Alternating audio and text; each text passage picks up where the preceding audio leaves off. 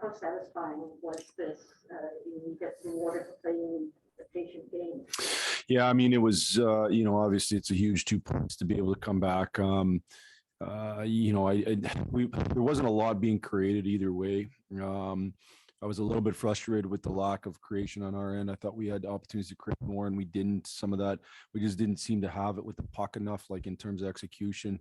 But we stayed with it.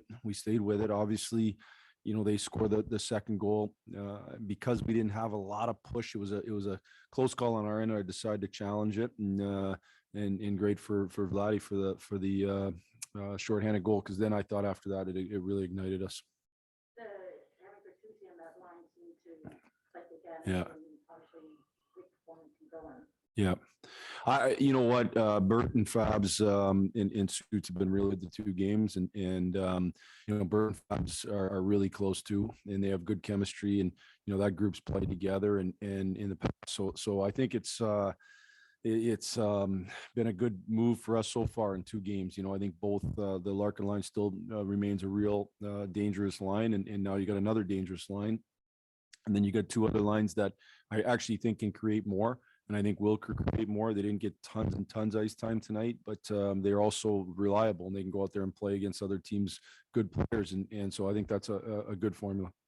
Given how things have gone on the road for you guys most of the season and how long before you celebrated on the road, can this serve as a reminder down the road of confidence when you might need it again on the road?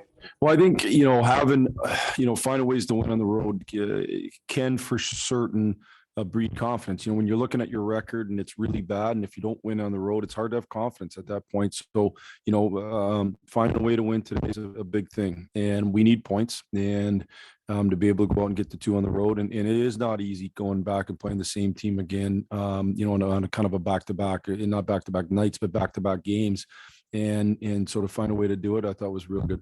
The first half of January has been such a great Mm-hmm. games. Mm-hmm. Now you have a little bit of a break because of tomorrow being scheduled. Is that, you have to take it as it comes. We benefit from that, get some rest, get some practices in. Yeah, we need both. We need both, and it has been a fast pace in terms of games coming at us. So we'll have a good practice tomorrow. We'll take Wednesday off. We'll have a good practice Thursday heading into a back-to-back, and then I think we have another day off, and then still have a couple practice days. So, I think it was a little bit of a blessing having tomorrow night's game canceled. It moves into a period in February where it's not super busy. So I think that's a positive, and we can kind of have that balance. You want that balance and not going too long without playing, but also having some rest and being able to work in practice. Let's go to Zoom, Kyle. And Sarkhan. Yeah, Jeff, you touched on it a little bit, but that sequence where that denied and then you had to kill a penalty, that could have been a deflating moment, but seemed like the team really rose after that. Just talk about just the response there after that. Part of our decision in challenging at times is, most kills are in that 75 to 85 range. Enough times, the majority of the time, you're going to kill the penalty. It doesn't mean you're going to for sure, but over the years when we've challenged and lost, we've had pretty good success rate of killing those penalties. And I thought it was close enough that the goal could come off the board, and that was obviously a big thing if it does. So they decided the other way, and I get it. Those are close calls, and now you got to dig in and find a way to kill a penalty. And obviously we went a long time without scoring a shorty, but I do think we have guys on the ice that are capable of scoring shorthanded goals. And I think we've had opportunities over the last little bit to potentially score. So it was great. It was huge to score shorty. It's a huge moment. I thought it gave us a ton of energy. And a good day in the face-off circle. And obviously the draws are especially important in overtime, where it's puck pretty much the entire time. The overtime draws, I think, are really important, and the more I've watched it, I used to think, you had to score lots in transition, but actually we've had more success. We've had the puck the most,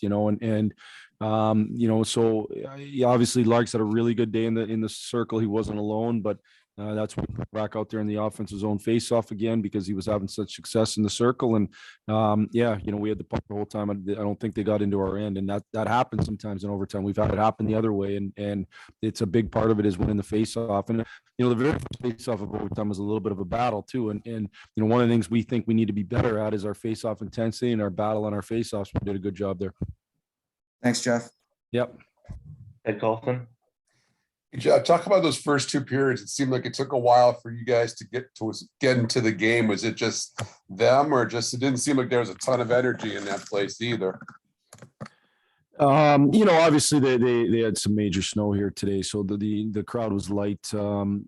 Just not, to be honest with you, Ted, I don't think a whole bunch was happening either way. I didn't think we were giving up a lot. We had some stretches in the ozone. They had some stretches in the ozone. I don't think anybody was really creating a whole bunch of chances.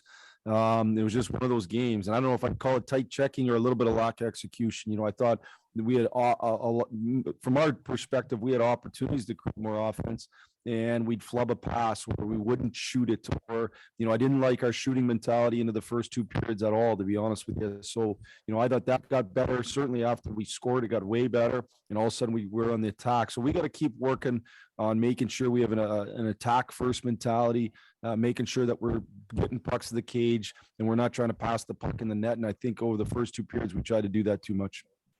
When you guys signed Vladdy, this is probably what you guys envisioned to a certain extent, isn't it? I mean, he's just helping out a lot of different areas and playing probably as well as he has basically in his career. But yeah, I mean, he's pretty good. Vladdy's had moments obviously in his career playing real good hockey and going back to his days in Tampa, but he's definitely, to answer your question, yes, this is what you hoped when you signed him. He's got great versatility. He can play in a lot of different situations.